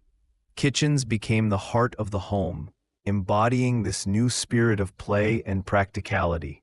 No longer dark and confined, kitchens were bright, airy, and cheerful, often with brightly colored appliances, reds, blues, and minty greens that seemed to announce a new era of convenience and delight. Cabinets were lighter in color, often painted or laminated in ways that reflected the joy of domestic life. Countertops were smooth, easy to clean, yet carefully chosen to complement the overall aesthetic. Families spent more time in kitchens than ever before, making it a space not just for cooking, but for conversation, laughter, and shared moments. The influence of technology began to weave into the very fabric of the home. Radios and record players filled rooms with music, creating a soundtrack to daily life. Television sets became centerpieces of the living room, changing the way families gathered and entertained themselves. Lighting shifted from harsh overhead fixtures to softer lamps and indirect lighting, creating a glow that encouraged relaxation and comfort. Every addition was meant to enhance life, to make the home a place where people could feel safe, joyful, and connected. Bedrooms reflected a similar philosophy. Bedspreads and curtains featured playful patterns, flowers, stripes, or abstract shapes. Carpets were soft and inviting, welcoming bare feet in the early morning. Children's rooms in particular became spaces of imagination. Walls painted in pastel colors, toys displayed on shelves, and furniture designed for both function and fun. Even the simplest object, a lamp, a rug, a chair, was chosen with care, often reflecting the personality or dreams of the family members who lived there. Bathrooms, too, received more attention than ever before. Tiles in cheerful colors brightened small spaces, and porcelain fixtures were both elegant and practical. The emphasis was on hygiene, comfort, and serenity, turning a utilitarian space into a miniature sanctuary. Mirrors reflected the light and made rooms appear larger, while colorful towels and soap dishes added warmth. Even these small details contributed to the overall feeling that the home was a place to nurture, refresh, and restore the spirit. In the living spaces, decoration was often playful and personal. Photo frames, souvenirs from travel, and small collectibles were displayed alongside potted plants and flowers. The walls sometimes showcased hand-drawn art, children's paintings, or prints of famous artworks. Every object was part of a carefully curated environment meant to delight, inspire, or comfort. People began to embrace the idea that beauty and personality could coexist with practicality. A home could be cheerful, functional, and expressive all at once. Outdoor spaces, gardens, and patios became extensions of this cheerful vision. Lawns were neatly trimmed, flower beds arranged in geometric or free-form patterns, and outdoor furniture became stylish as well as comfortable. Families could dine, relax, or play in these spaces, allowing the home to breathe beyond its walls. Gardens reflected personal taste and creativity, providing a space where nature and nurture intertwined. Even a small balcony or terrace could carry the same sense of joy, color, and life as a larger yard. By the mid-20th century, the home had truly transformed. It was no longer merely a place to live or a reflection of status. It had become a place to feel, to dream, and to celebrate life's ordinary moments. Every color, texture, and object was chosen to create a rhythm of comfort, beauty, and happiness. The spirit of post-war design encouraged optimism that life, even after hardship, could be bright, full, and warm. And within these walls, families found the quiet joys that carried them through both ordinary days and extraordinary times. Even today, the echoes of mid-century homes remain. Soft pastels, playful patterns, functional furniture, and a focus on comfort continue to inspire design. The lessons of this period remind us that homes are not just structures, but reflections of spirit, places where history, personality, and creativity, and hope converge. They are reminders that beauty can be found not in clutter or excess, but in light, warmth, and intention. Section 11. Eclectic Homes, Global Inspiration and Personal Expression. By the late 20th century, homes had transformed into canvases for personal expression, reflecting not only the tastes of the inhabitants, but also the influence of a rapidly shrinking world. Travel, television, and international trade brought new ideas, materials, and aesthetics into everyday living spaces. People no longer adhered strictly to one style. They began mixing influences, blending historical periods, and experimenting with textures, colors, and objects from around the globe.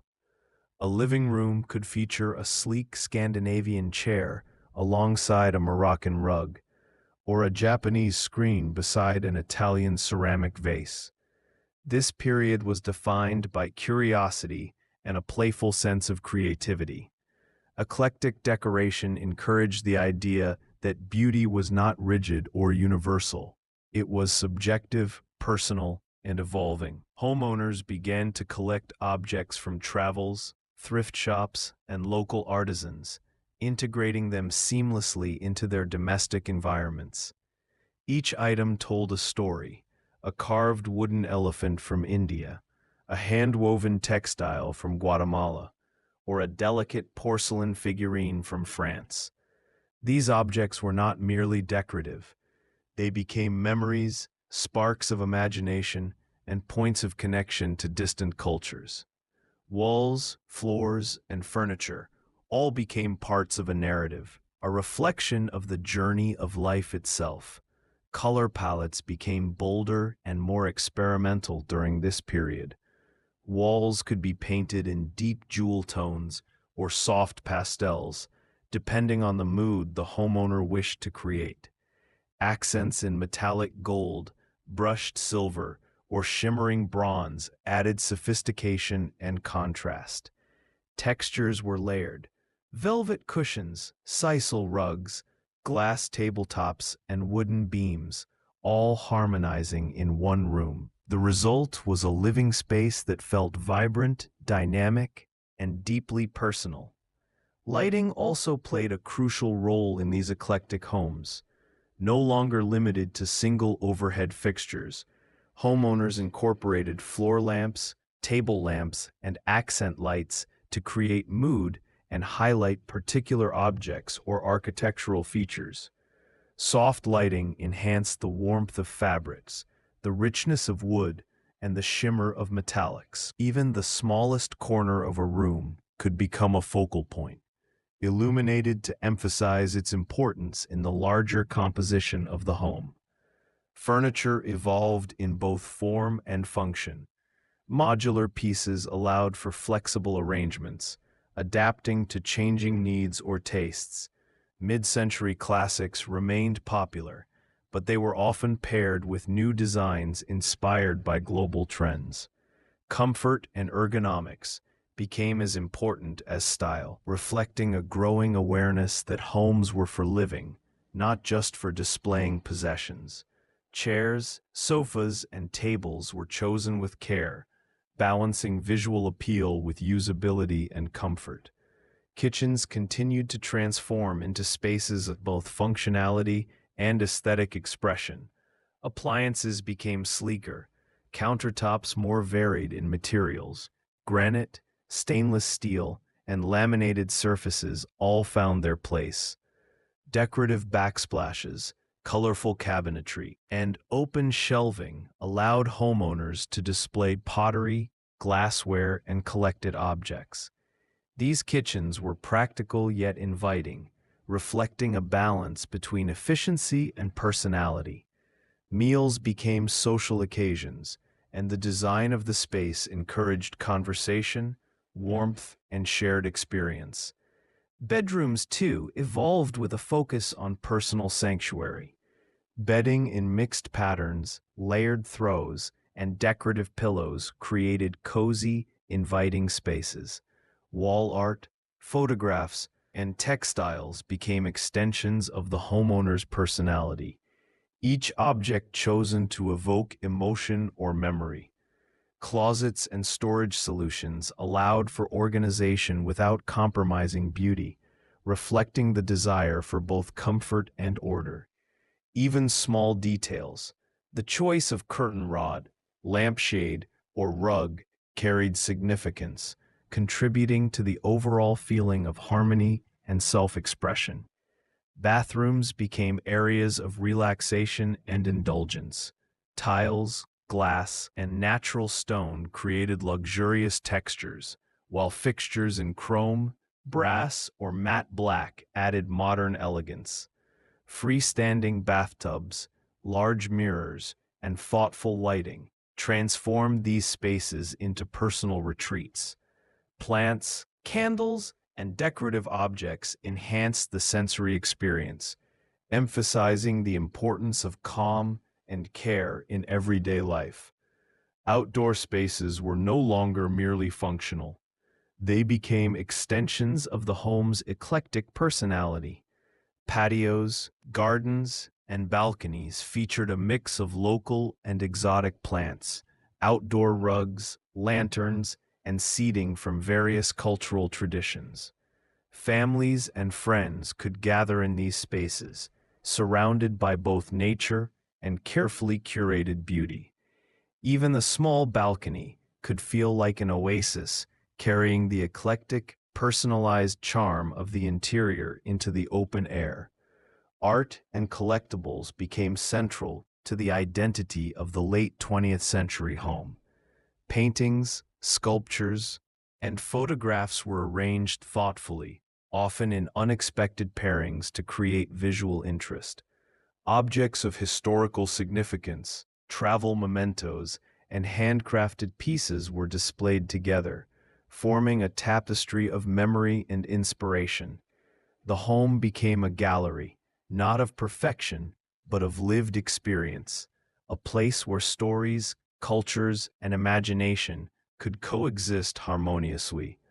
Ultimately, the late 20th century home reflected the changing nature of society itself. It was a world more connected, more aware, and more open to diversity. Design, decoration, and arrangement were tools not just for beauty, but for self-expression, creativity, and joy. The eclectic approach invited homeowners to celebrate individuality while weaving together influences from across time and space. And in this joyful interplay of colors, textures, and objects, the home became a sanctuary of both peace and curiosity. Even today, the lessons of this period continue to influence modern interior design. Personal expression, balance, and thoughtful curation remain central to creating a space that feels both alive and restful. The late 20th century home reminds us that beauty is not fixed, but fluid. It grows with us, adapts to our lives, and carries the echoes of the world beyond our walls. In this harmony of global inspiration and intimate personality, the home becomes a living, breathing reflection of life itself. Section 12. Modern Serenity, Minimalism, Technology, and Calm Spaces. At the turn of the 21st century, homes began to reflect a growing desire for simplicity, clarity, and calm. In a world that was increasingly fast-paced and digitally connected, many people sought refuge in spaces that felt quiet, organized, and peaceful. Minimalism emerged not just as a style, but as a philosophy, a way to strip away excess, focus on essentials, and create a sense of mental and emotional clarity within the home. Rooms became cleaner, lines more precise, and spaces more open, allowing light, air, and movement to flow freely. Furniture reflected this shift. Sofas, tables, and storage solutions were designed to be functional yet elegant, often with simple geometric forms. Materials were chosen for both durability and aesthetic calm. Natural woods, polished metals, glass, and soft fabrics in neutral tones. Colors became subdued. Whites, grays, soft beiges, and muted pastels dominated walls, floors, and furnishings. Accent pieces, when present, were carefully selected for impact, often in natural textures or gentle colors that maintained the tranquil atmosphere. Technology became integrated seamlessly into the home. Smart thermostats, lighting, and sound systems allowed for effortless control, reducing clutter and enhancing convenience. Appliances became more efficient, compact, and visually unobtrusive, blending harmoniously into the space. Even security systems, entertainment units, and home offices were designed with aesthetics in mind, reflecting a balance between function and calm. The home was no longer merely a living space. It was a sanctuary, optimized for both ease and serenity. Lighting played a central role in creating peaceful atmospheres. Natural light was embraced wherever possible, with large windows, skylights, and open layouts bringing the outdoors inside.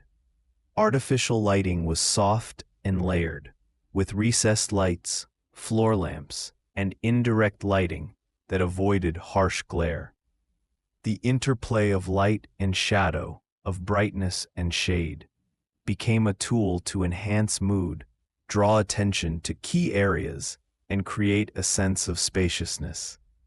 Even small design choices, such as the placement of mirrors or translucent panels, contributed to a feeling of openness and tranquility. Kitchens, once a place of pure utility, became central to both function and beauty. Countertops of polished stone or matte surfaces were paired with clean-lined cabinetry, often with hidden handles for a seamless look.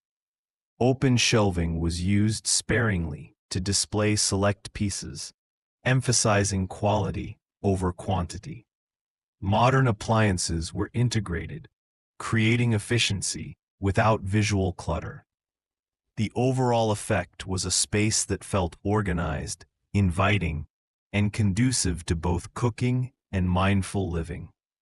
Bedrooms evolved into personal retreats, emphasizing rest, comfort, and mental clarity.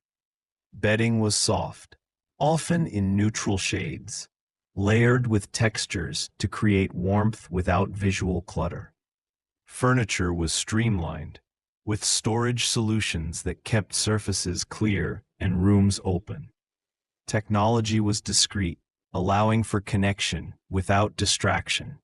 Plants and natural materials introduced softness and life, while art or decorative objects were carefully curated to support serenity rather than overwhelm. Bathrooms became mini sanctuaries, emphasizing calm, cleanliness, and relaxation. Freestanding tubs, rain showers, and natural stone surfaces created a spa-like experience. Neutral colors and uncluttered layouts promoted a sense of peace. Even small details, a simple towel, a soap dish, or a glass jar, were chosen for both beauty and function. The bathroom became a place to recharge, refresh, and reconnect with oneself. Living rooms reflected similar principles of clarity and calm. Furniture arrangements were open, promoting conversation and ease of movement. Decor was minimal, with select pieces providing texture, warmth, or a focal point. Natural materials, wood, stone, linen, and cotton, were preferred for their comforting qualities. Colors remained subdued, allowing the mind to relax and the senses to rest. Plants, artwork, and small objects were used sparingly but meaningfully, reinforcing the home's identity without overcrowding the space. Outdoor areas continued to expand the home's sanctuary. Terraces, gardens, and patios were designed as extensions of the interior, with simplicity, order, and calm as guiding principles. Water features, natural stone, and greenery created gentle, sensory experiences. Seating areas were cozy, yet unobtrusive, inviting quiet contemplation or relaxed conversation. The boundary between indoors and outdoors became fluid, emphasizing connection with nature and the restorative qualities of light, air, and green spaces. Minimalism also encouraged sustainable living and mindfulness. Recycling, natural materials, energy efficiency, and conscious consumption became part of the home's philosophy. Every object, every piece of furniture, every material was chosen with intention. Clutter was minimized, not only for aesthetic reasons, but to support clarity of thought and calmness of mind. The home became a reflection of lifestyle, values, and the desire for balance in a busy world. Even today, these principles continue to inspire modern design. The lessons of early 21st century homes remind us that beauty can be quiet, that elegance can be simple, and that serenity is an essential part of a home. Through careful design, thoughtful choices, and mindful living, spaces can nurture the body, mind, and spirit. The home becomes more than a shelter. It becomes a place to breathe, reflect, and find calm in the rhythm of daily life. Section 13. Bold expression, color, texture, and playful design. As the 21st century progressed, a new approach to home decoration began to emerge. Where earlier decades favored minimalism, calm, and subtlety, many homeowners sought to bring energy, personality, and individuality into their spaces. Bold colors, unexpected textures, and playful combinations became tools to express personal taste, cultural influences, and creativity. Rooms transformed into immersive experiences, reflecting not just function or beauty, but also emotion, memory, and imagination. Walls became canvases for experimentation. Deep jewel tones, vibrant pastels, and even black or metallic finishes were used to create atmosphere and mood. Accent walls highlighted architectural features or emphasized collections of art and decorative objects. Murals, geometric patterns, and wallpaper in varied textures allowed homeowners to tell visual stories, turning walls into both art and context for daily life. Even ceilings were treated as spaces for expression, with color, molding, or lighting used to create visual interest and depth. Furniture evolved alongside these changes, embracing color, form, and comfort. Sofas, chairs, and tables appeared in unexpected shapes, colors, and materials. Velvet, leather, glass, polished metal, and natural wood were often combined, creating layered textures that invited touch as well as sight. Vintage and contemporary pieces were mixed, forming eclectic arrangements that reflected personality and taste, rather than strict adherence to style rules.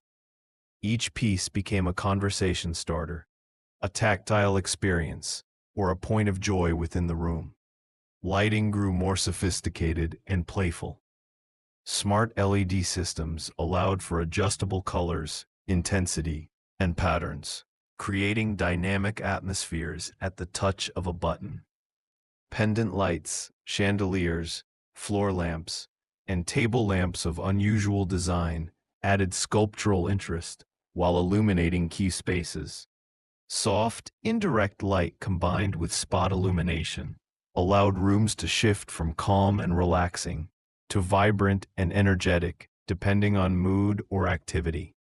Even natural light was integrated creatively, with colored glass panels, skylights, or reflective surfaces, enhancing both brightness and drama.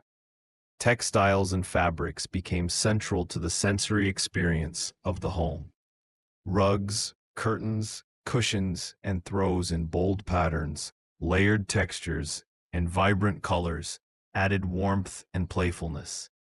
Handcrafted and artisanal textiles were prized, offering unique designs that could not be replicated, adding personality and charm.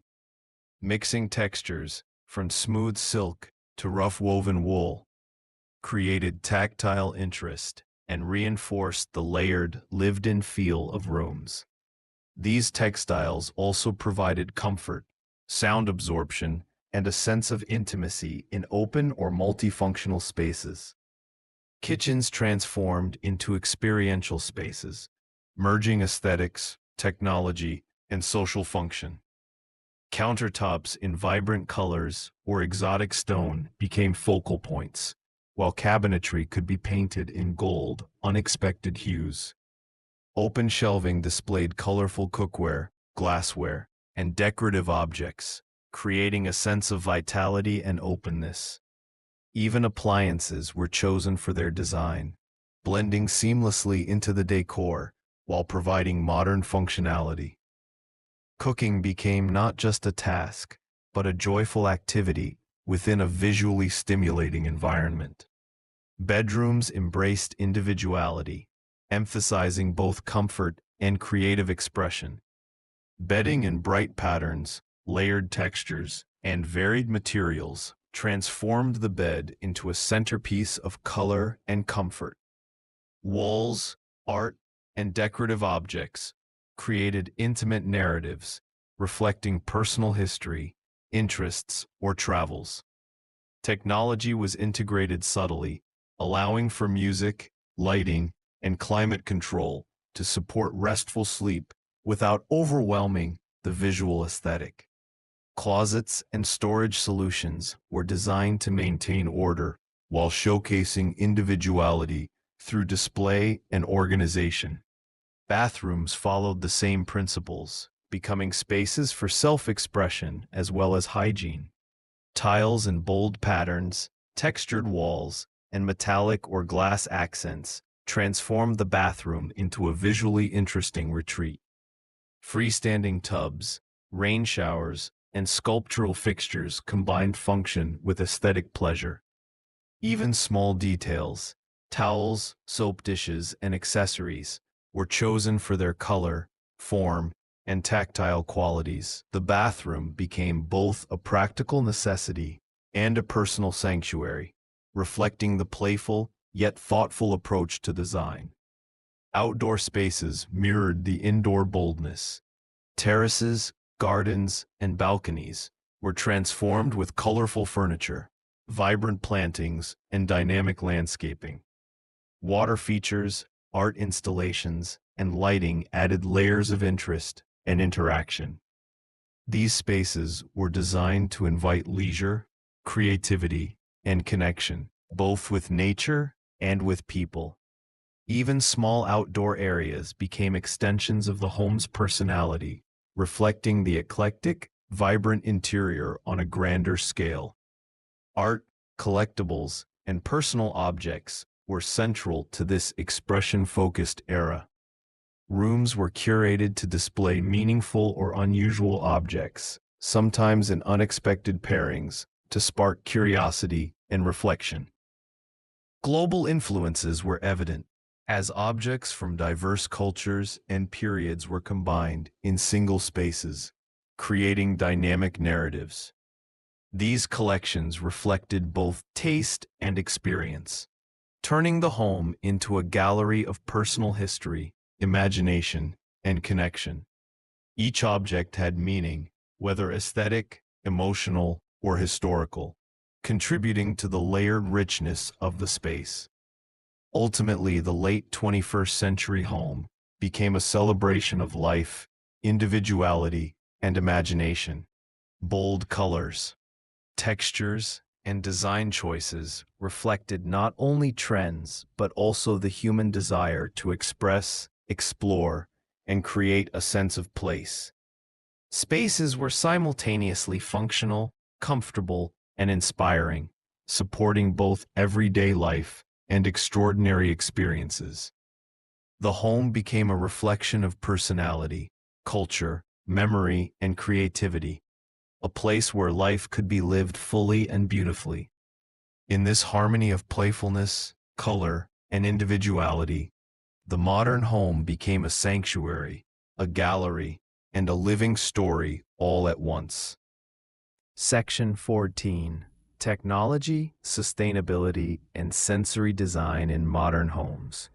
As homes evolved in the late 21st century, technology became an essential component of both function and aesthetic. Smart homes allowed residents to control lighting, temperature, sound, and security seamlessly, integrating comfort and convenience into daily life. Sensors adjusted light levels automatically based on the time of day, while smart climate systems maintained ideal temperatures in each room. These systems reduced effort and stress, freeing people to focus on activities that brought joy, creativity, or relaxation. At the same time, technology was designed to blend harmoniously with interior design, ensuring that devices did not disrupt the calm or beauty of a space. Sustainability became a major focus in home design. Materials were carefully selected for their environmental impact, with reclaimed wood, recycled metals, bamboo, and eco-friendly fabrics becoming common. Solar panels, efficient insulation, and energy-saving appliances minimized the ecological footprint of daily living. Water conservation systems, including rainwater collection and graywater recycling, were incorporated into both indoor and outdoor spaces. Homes were not only beautiful and functional, but also aligned with the values of stewardship, responsibility, and connection to the natural world. Indoor gardens and greenery flourished in these spaces. Plants were used to improve air quality, provide calming visual interest, and create a connection with nature, even in urban environments. Vertical gardens, planter walls, and small indoor ponds introduce texture, color, and movement.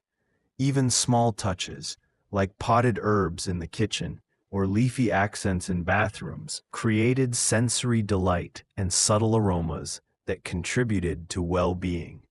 The presence of living plants reminded residents of the rhythm of life, growth, and change, adding depth to the modern home.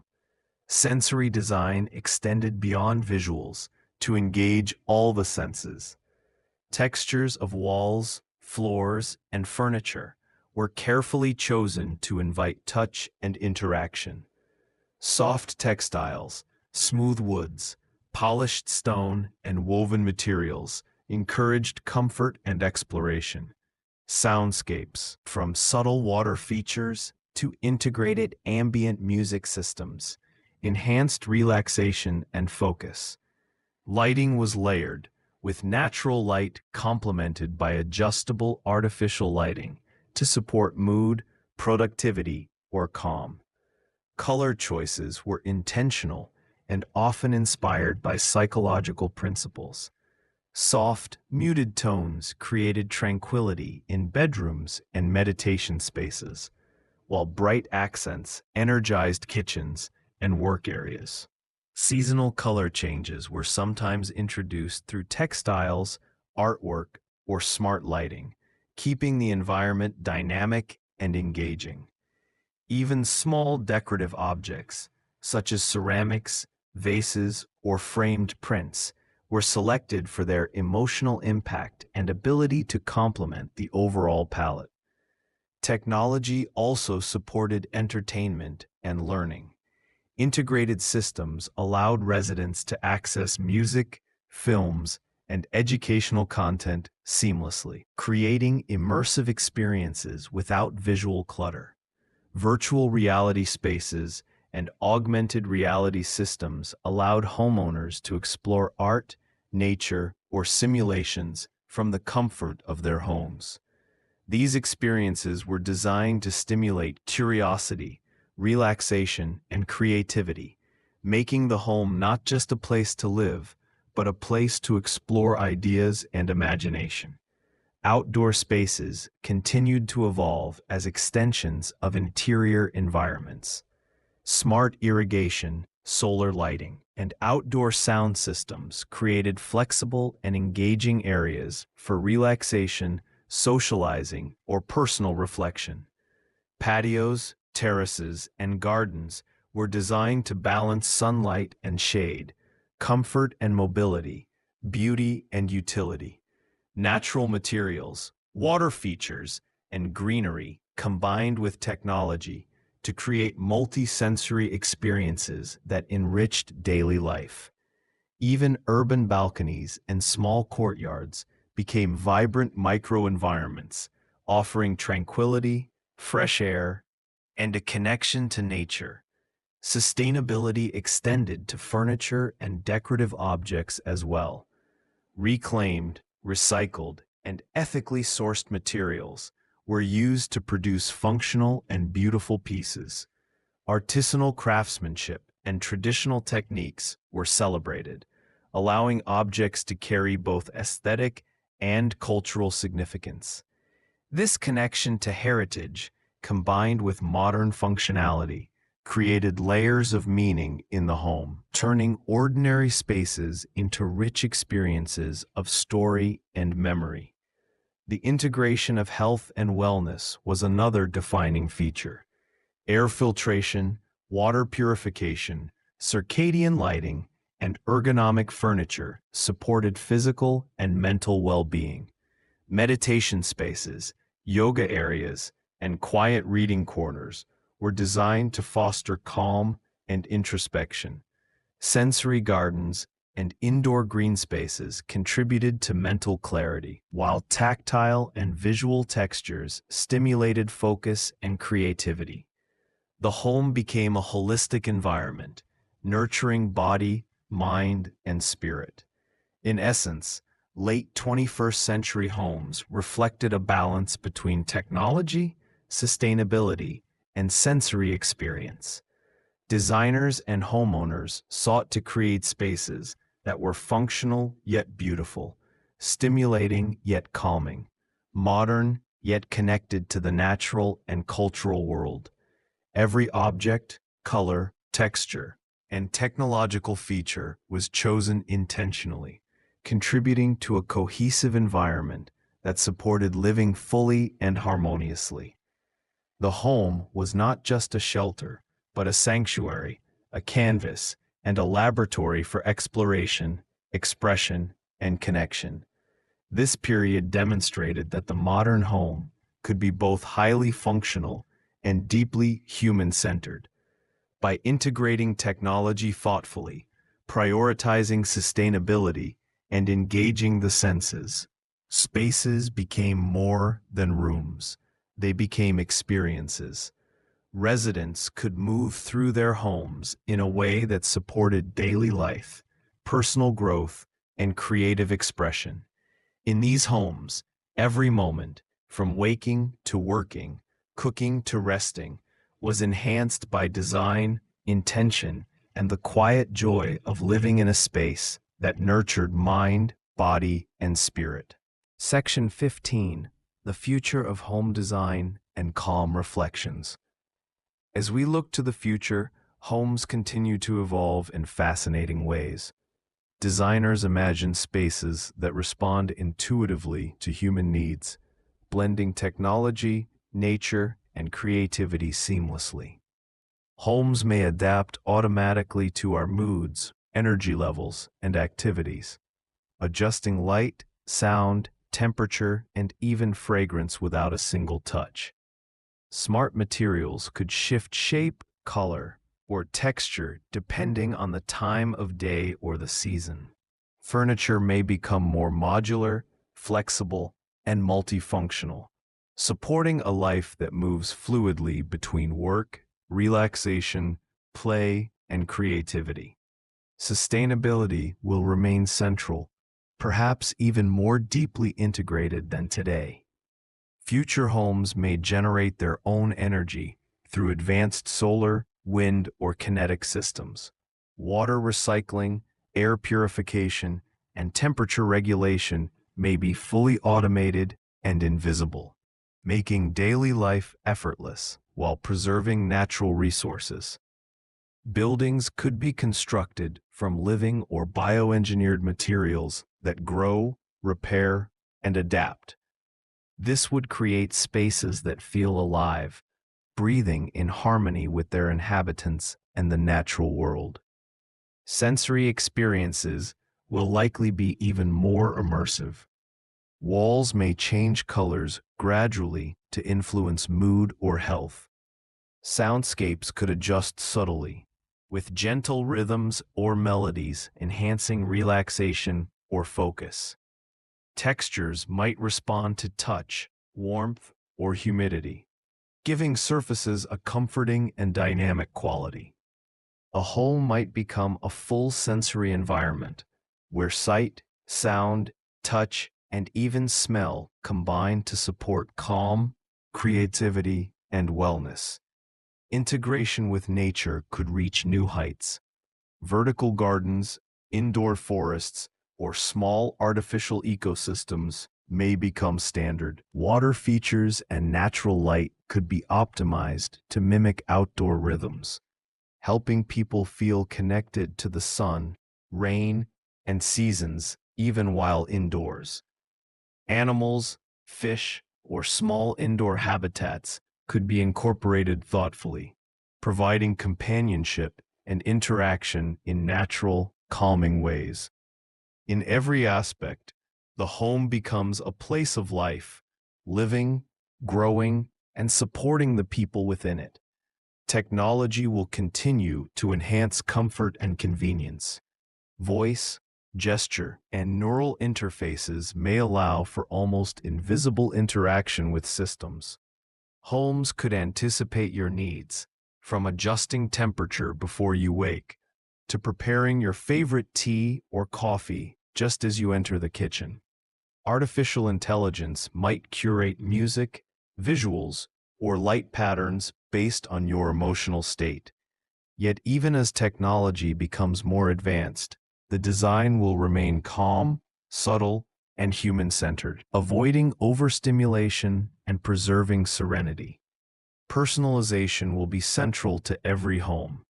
Spaces will reflect not just taste or style, but personality, memory, and experience. Decor, furniture, and artwork may be dynamically reconfigurable, allowing residents to change their surroundings easily. Rooms could tell stories, display memories, or celebrate achievements, supporting the emotional and intellectual life of the household. In this way, homes are not static. They grow and evolve with the people who inhabit them. Health and well-being will continue to guide design. Air quality, circadian rhythms, and ergonomics will be considered automatically, helping residents maintain energy and focus.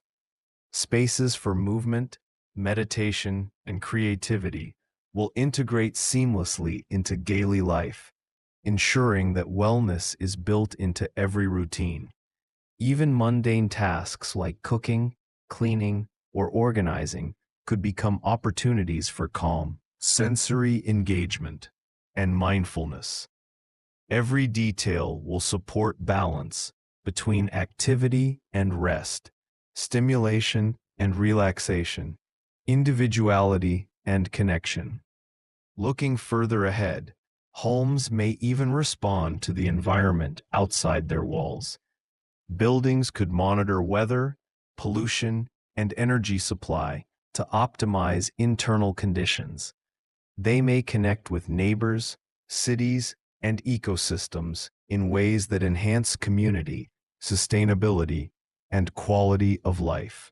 A future home could exist as a node within a larger network, supporting not just those inside, but also the broader natural and social world.